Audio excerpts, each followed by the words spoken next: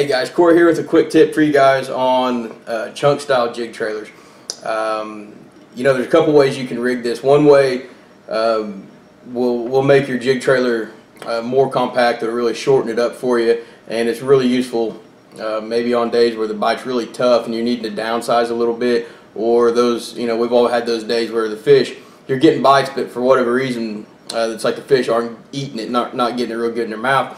And on those days, a good way to go ahead and rig this chunk style trailer here is like this. As you can see, on the front of it you've got just a flat, kind of a flat pad, and I don't know, that bait's probably 3/8 of an inch thick right there.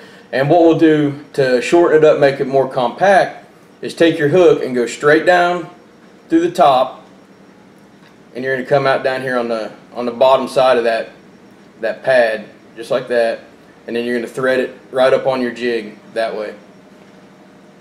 And what you're left with is a pretty compact jig trailer. It's really going to help when the fish bite it. It's really going to help those days where they're biting it really funny. It's going to help them get the whole thing in their mouth and give you a little bit more better chance of getting the hook up when you set the hook.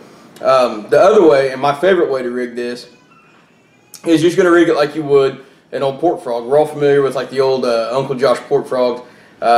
They still catch fish today.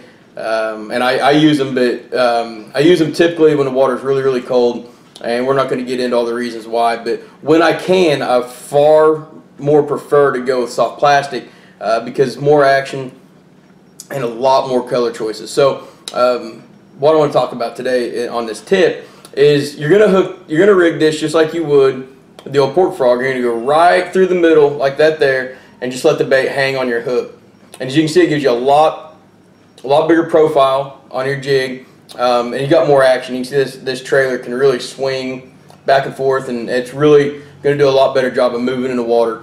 And on those days when the fish are really active and you're getting a lot of bites, this is a good way to a lot of times upsize the size of bites you're getting, and also get more bites just because of the extra action. However, the downside to rigging it like this is typically you will go through more trailers, because over time, you know, a couple, 2 or 3 bites, you setting the hook, what happens is the hook will eventually just rip right out the top of the trailer right there, and that trailer's trash. So what I'm going to show you is a way to eliminate that pretty much altogether. You can, with this tip here, a lot of times you can get by, you know, maybe 30, 40 fish catches on one jig trailer without it tearing up. And what you're going to do is just take a toothpick, and what you're going to do is imagine where your hook is going to come out the bait at, probably somewhere around the middle of this pad, and right above that, in the center of the bait, this way, right above where my hook's going to go, I'm going to run a toothpick all the way through like that. And now take a pair of clippers, or I got some scissors here, whatever you got, and just cut your excess off. And then when you go to run your hook through it, just run the point of your hook right below where that toothpick is. And so you got the toothpick sitting crossways above the hook. And as you can see, you guys get the same profile. That, I mean, it sets on the hook the exact same way. And you still got the same action that you had before. The toothpick doesn't impede the action whatsoever. But what happens is now, as you set the hook, and that hook's pulling, you got that toothpick really doing a good job of keeping that hook from tearing through the plastic. And I've been doing this for a while now.